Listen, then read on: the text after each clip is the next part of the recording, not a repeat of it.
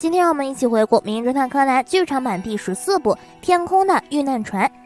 西多模式一场爆炸震惊了整个日本新闻界，因为爆炸的地方是一个微生物研究机构。警视厅召开紧急新闻发布会，这次最让人头疼的就是发现了一些杀人细菌被制造爆炸的恐怖分子带走了。这些细菌如果一旦被人体感染，目前没有特效药可以治疗，只能等死，而且病毒会通过飞沫传染。跟新冠也差不多，致死率就更高。恐怖分子还在网上公开发表了一封挑战书，他们自称红暹罗猫，还说7天以后会发动恐怖行动，这一看就是生化危机的节奏呀。这种细菌一旦被人体感染，会先发痒，然后高烧，很快就会死亡，而且小孩子更容易感染。平次一脸幸灾乐祸地给柯南打电话，你这个小不点儿可要注意了呀。之后平次问柯南知道红暹罗猫吗？柯南那时候还是小新一呢，只知道10几年前他们针对大财团展开了各种恐怖袭击，但是销声匿迹很久了。比起市民们拿着报纸人心惶惶，铃木大伯就拿着报纸火冒三丈。我世界第一天空船航行这么大的消息居然没上头条，那几只抢我头条的臭猫，我跟你们不共戴天。可惜的铃木大伯还特意给怪盗基德下的挑战书。到了天空船起飞的日子，不少关系户都受到邀请来到天空船上，除了毛利一家3口，还有少年侦探团阿笠博士、新闻记者阿道、日卖电视台制作人眼镜哥和他的手下记者妹和摄影哥。基德很贴心，给铃木大伯回了信，信上说傍晚等天空船到了大阪上空之后，我再来接收宝物。就算在船上，大家也为了那个杀人细菌的事情人心惶惶。铃木大伯安慰大家，只要在天空船上就不用害怕。不过毛利还是很害怕，不过他怕的不是细菌，而是他恐高。在天空船上有个吸烟室，服务员小便妹进入里面抽烟，他没发现在座位下面有一个开了口的暗部瓶。木木警官也在研究所的停车场里发现了一个暗部瓶，说明犯人已经将杀人细菌分装了。他们到底想做什么？有毛病吗？天空船的人还不知道危险将近，他们看着远方的风景，享受难得的惬意。柯南突然想高调秀一波恩爱，于是回想起以前小兰曾经把天空船当优服的事情，这一波炫耀女友单纯可爱的操作让灰原女王十分不满。她甜甜地说，我也好想乘坐飞在天空中的魔法船，飞往云层上方的梦想国度。站在后面的柯南和阿笠博士都傻了，灰原，你人设崩了。铃木大伯带着大家去天空观景台欣赏这次用来吸引基德的宝石。去天空观景台要乘坐透明观光电梯，毛利都快吓尿了。到了观景台，发现中森警官带着部下正在保护那颗宝石，天空的贵妇人。宝石很美，但是放在一个看起来十分普通的玻璃罩里。中森警官问铃木大伯，为什么把宝石放在平平无奇的展示柜里？平平无奇？这个展示柜估计就跟古天乐的相貌一样平平无奇吧。铃木大伯当场就展示了一下这个柜子的厉害之处，毛利被拳头打飞了，还被电击了一下。而中森警官则是假装用枪指着铃木大伯，结果大伯输入了一串密码之后，中森就掉入了陷阱里。这样的展示柜就连诸葛亮都不敢擅闯，你跟我说是平平无奇？大家都十分赞叹铃木大伯这套防御系统。随后阿道约毛利去吸烟室抽烟，但是毛利本来就恐高，刚才又被揍又挨电击，刺激太大了，他要缓一缓才能回魂。在洗手间里，园子对小兰说，你口袋里的创可贴可被我加工过啦。小兰赶紧拿出来一看，好家伙，在创可贴上园子用细细的笔写了我爱新一，丢死人了。小兰说刚才自己上天空船之前把一个创可贴给了机场的一个地勤，要是让他发现那行字就丢大人了。没关系，那个地勤是基德大人，你和新一那点小猫腻基德了如指掌。小兰独自一人又回到了天空观景台，她想好好看看那个宝石。一个服务员也在欣赏宝石，小兰突然发现服务员的胳膊上贴着自己给地勤的创可贴，这人有问题啊！小兰立马猜出了他就是基德，小兰一个擒拿手就把基德抓住了。基德有点郁闷，这次出师不利，怎么就遇到这个武林高手了？自己要是不承认，估计小兰也不信自己会挨揍，自己要是承认，小兰肯定会揍得更用力。基德就是基德，他摘下自己的脑袋，露出另一张脸，居然是工藤新一。他说自己就是新一，这不最近没上学嘛，就是去做贼了。小兰怎么会相信基德就是新一的事情？此时中森警官正好来了，小兰刚要举报基德，基德就说了小兰小时候把太空船当成优服的糗事。小兰以为这事儿只有天知地知，心一知，小兰知。可惜刚才柯南炫耀女友的时候，让躲在暗处的基德听到了，所以新一活该被人盗号。你把咪宝的告诉人家了，盗你大号撩你女友，这才是基德的本性。难道新一所说的解决案件就是扮演小偷吗？将信将疑的小兰把这事儿瞒了下来，于是基德继续伪装成服务员，混在天空船里。送走基德的小兰正在发呆，突然一双手在身后抓住小兰的2只胳膊，小兰条件反射的直接向后方连续攻击。和在后面的人是阿道，他说自己只是试探一下空手道冠军有没有真才实学。午餐时分，毛利终于恢复了活力，这老男人只要有美女或者美酒都可以让他满血复活。但是小兰却有点心不在焉，眼睛一直盯着基德假扮的服务生原子发花痴，幻想自己跟基德来一个世纪之吻。小兰突然炸了，不行不行，绝对不可以那样。哎，人们都在看着小兰，小兰脸红红的故作镇定，随便找借口解释。不过就连直男柯南都看出来了，小兰好像不太对劲。小便妹为大家添酒的时候忍不住打了一个喷嚏，正好元太他们经过，便教小便妹怎么打喷嚏，要捂住嘴才比较文雅，不会影响别人。在另一边吃饭的铃木大伯接到一个电话，一个人说已经在天空船里投放了杀人细菌，就在吸烟室的沙发下面，不信自己去看。中森警官和属下戴上防毒面具来到吸烟室，果然看到了安不平，跟木木警官他们发现的完全一样。中森跟铃木大伯商量以后，决定封锁吸烟室和餐厅，排查去过吸烟室的人，注意隔离。就在中森警官向大家传达命令的时候，新闻记者阿道变得十分痛苦。他痛苦呻吟，艰难地转过身来，大家发现他居然浑身长满了疹子，他肯定是被感染了。阿道颤颤巍巍地向人群走来，一边走一边说：“求求你们救救我！”一部动画版的釜山行即将上演了，还好他们还有小兰，一招重拳打得阿道直接晕倒在地上了。中森警官他们十分紧张，询问还有谁去过吸烟室。此时小便妹晕倒了，大家发现她的身上也开始长疹子，这是第2个感染者，这2个感染者必须马上隔离，而小兰也要赶紧去消毒，因为她是密切接触者。随后安利博士让柯南赶紧去找孩子们，让他们别乱跑了。柯南突然想起元太刚才在餐厅里跟小便妹接触过，那时候小便妹还对着他打喷嚏，这个细菌是飞沫传染的，所以元太也危险了。柯南在天空船的机械舱里找到了元太他们，还有大家暂时没有任何症状。柯南刚想带孩子们离开，突然发现机械舱里有一个人影一闪而过，柯南立刻让孩子们趴下，用追踪眼镜观察那个人的行踪。只见那个人悄悄地打开了天空船的顶棚锁，他想干什么？他想玩真人 CS。很快柯南就听到了直升机的声音，一群全副武装的人从直升机上降落到天空船上，他们从顶棚天窗进入天空船内，这些人肯定是红线落猫的人了。柯南看到他们在天空船上安装了炸弹，然后朝着自己这边来了，他赶紧带孩子们往上跑，只要爬高一点就可以躲开这群歹徒了，因为自古 CT 不抬头啊，玩过反恐经验的都知道，他们的视角只是平视，顶多低头看看，绝对不抬头看天。是因为头盔太重吗？暹罗猫为首的毛头叔打了一个电话以后，就向客舱走去。他们闯入会客厅的时候，除了被隔离的人和少年侦探团以外，所有的人都在里面。毛头叔率众控制了整个天空船，他让大家到餐厅集合。漏网之鱼的少年侦探团正在研究对策，究竟怎么撸猫才不会被猫挠到。歹徒把所有船员都集中到餐厅以后，开始收手机。毛利居然还在呼呼大睡，果然是沉睡的毛利小五郎啊！当歹徒说到灰原面前时，他突然装害怕，说人家没有手机。歹徒也没多想，谁能知道一个小学生的体内住着一个18岁少女的灵魂呢？等歹徒走过去，灰原立刻用侦探臂章跟柯南联系。毛头叔说飞船会照常向大阪飞去，原来他们这群猫跟铃木大伯有私仇。10年前围剿红线落猫的时候，铃木大伯曾经出面保警方，所以他们这次就是要玩弄警方和这群自大的富豪。毛头叔让中森警官跟警方联络，不过只要警方有轻举妄动，飞船就会爆炸，而且他们身上还带了杀人细菌，所以中森警官只能乖乖听话。这些内容柯南在臂章里都听到了，现在他们能做的就只有找到炸弹。柯南告诉灰原，他们这群被挟持的人里面可能也有红暹罗猫的卧底，得小心一点。随后柯南问元太他们几个惹祸精有没有去过吸烟室，没想到这几个人居然还去过吸烟室。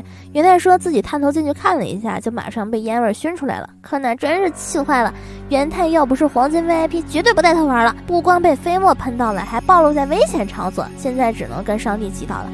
柯南决定找到那些炸弹，他带着孩子们分头在机械舱寻找。可怜的柯南，一个王者带着3个倔强的不锈钢，在生存的道路上艰难前行。很快，他就找到了第一个炸弹。作为夏威夷技校的高材生，拆炸弹跟开飞机一样，都是必修课。十分怀疑优作是把柯南当间谍培养的。柯南很快拆掉了第一颗炸弹。这时候，孩子们也陆续都找到炸弹了。柯南看到一个拆一个，现在还剩下最后一个了。突然，柯南发现天空城的电梯启动了，里面是毛头叔和铃木大伯，他们去了天空观景台。在餐厅被囚禁的人们都在焦急地等待着。这个时候，眼镜哥的特殊举止引起了大家的注意，他不断地抓挠双手，上面布满了红疹子，他也被感染了呀！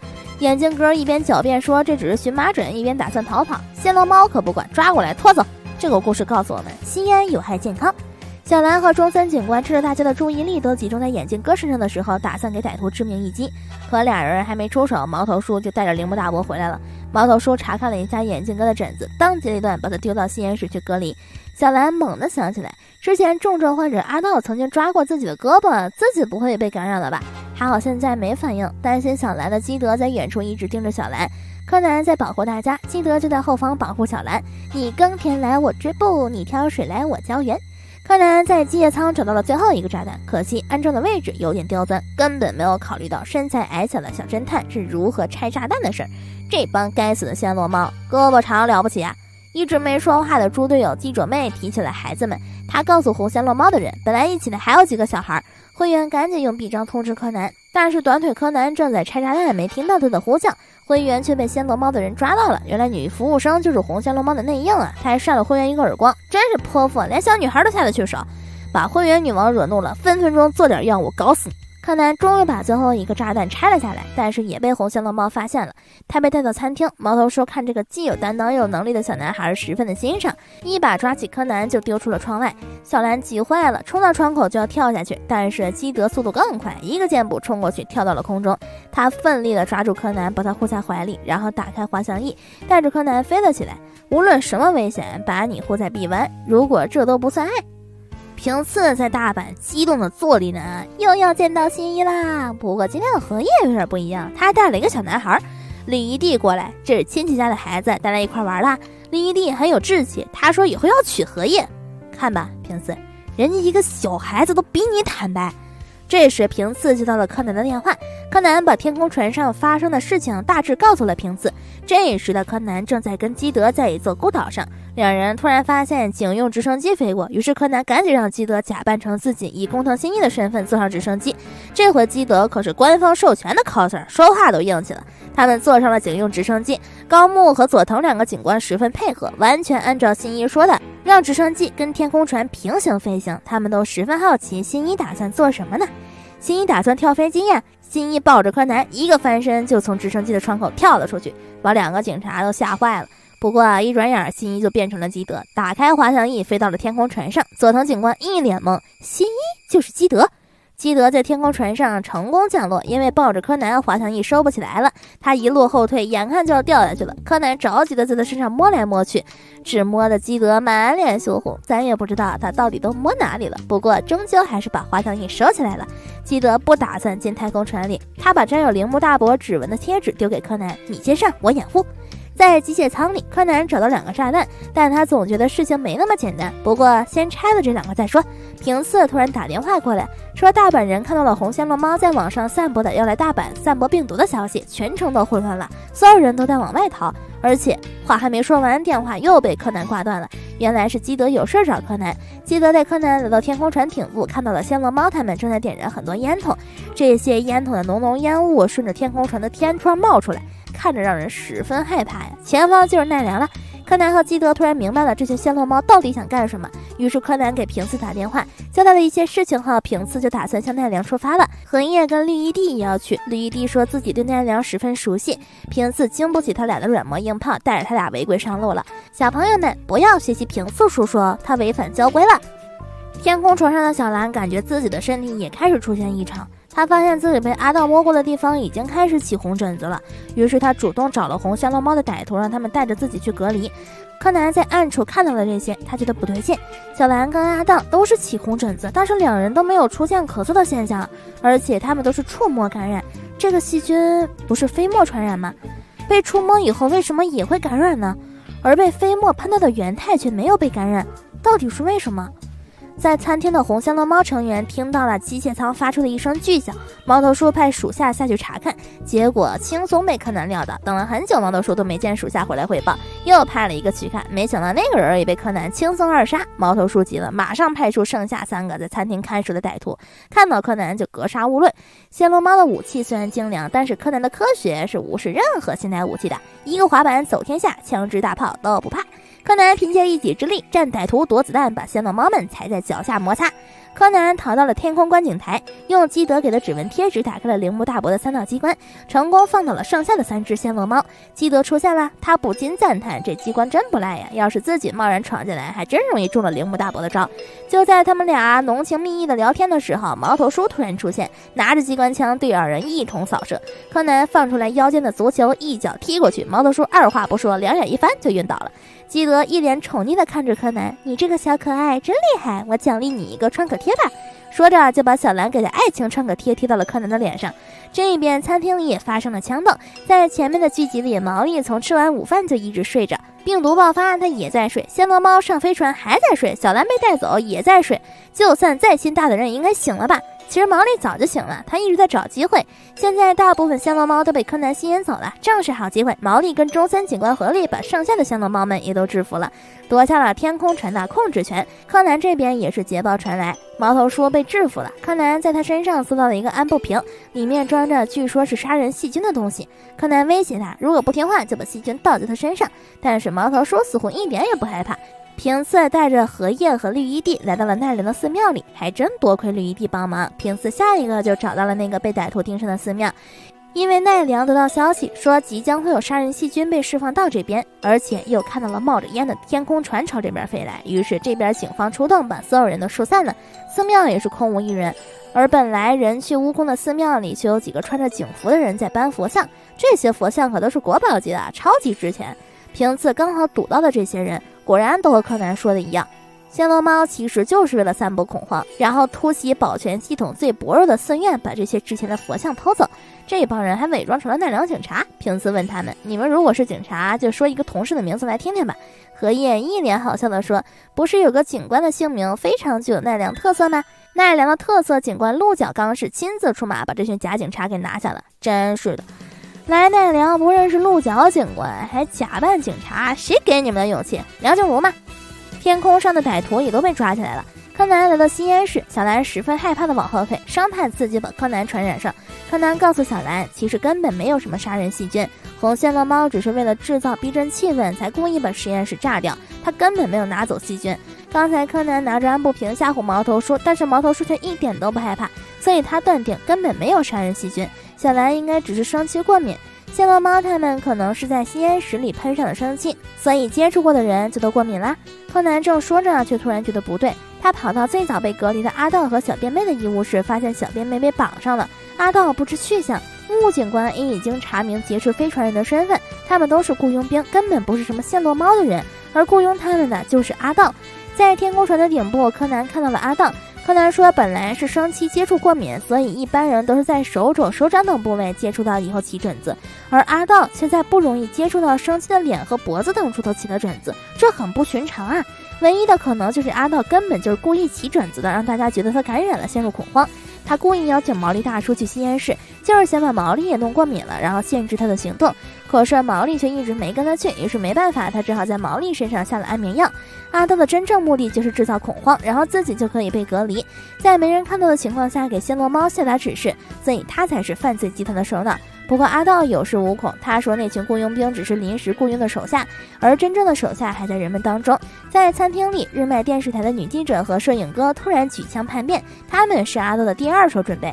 偷佛像的计划被柯南破坏了，阿道打算杀了柯南泄愤，他开枪射击柯南，柯南虽然躲过了，但是额头被擦破了。船舱里的局势再一次反转，记者妹和摄影哥控制了其他人，最后2个柯南没找到的子弹被装在了客舱里。阿道让天空船飞低，他打算把天空船卡在大桥下面，然后自己利用大桥跑路，再引爆船舱里的炸弹，把所有人送上西天。眼看天空船已经塞到桥下，柯南突然把腰带里的大足球放了出来，足球变得很大，把天空船卡在了桥下。天空船可不能屈服，他使劲挣扎，把头往高抬起。就在这时，柯南把足球的气瞬间放掉，天空船的压力没了，径直向天空飞去。这个时候，天空船已经竖了起来，毫无防备的阿道又不像主角一样有各种反科学、反重力的设备，直接掉到了海里。船舱里的毛利等人被绑在杆子上，因祸得福，没有受伤。而记者妹和摄影哥就没那么好运了，在飞船竖起来的时候，他们掉到了船舱底部，直接摔晕了。这个时候，基德出现了，他只把小兰的绳索解开了。中森警官突然变成了中森警汪，恨不得把基德咬一口。基德淡定地找到宝石，然后光明正大地把宝石放在兜里，又大摇大摆地在一屋子人的诅咒的目光中离开了。一切都在回归正轨，犯罪集团被抓到了，小兰却不见了。柯南十分焦急，到处寻找小兰。这个时候，基德正在天空观景台上，在月光下欣赏美丽的宝石。小兰突然从后面冲过来，她从后面紧紧抱住基德，急切地说：“去自首吧，新一！小偷就是小偷，那是不对的，拜托你，新一！”基德转过身，决定这个妹儿他撩到底了。他对小兰说：“只要你愿意将我最想要的宝物送给我，那么我就去跟警方自首。”说着，基德搂住小兰，缓缓靠近，就要在她的唇上咽下一吻，浪漫戛然而止。小兰突然推开基德，这货肯定不是新一。就在这个时候，柯南也跑了过来，看到基德把小兰抱在怀里，他火冒三丈：“我让你照顾小兰，你给我照顾到怀里去了是吗？”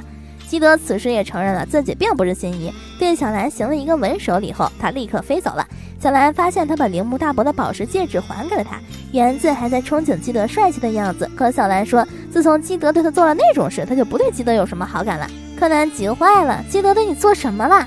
小兰脸通红，恶狠狠地说：“就是新一绝对不会对他做的事情。”原来刚才基德抱着他的时候，一手摸到了小兰的屁股。其实这也不是新一不会做，而是想做不敢做。他可知道小兰的战斗力，那发起狠来自己老公都打呀，分分钟丧偶的节奏啊！好啦，今天的回顾就到这里了。这里是探真的频道，我是娃娃，我们下期见。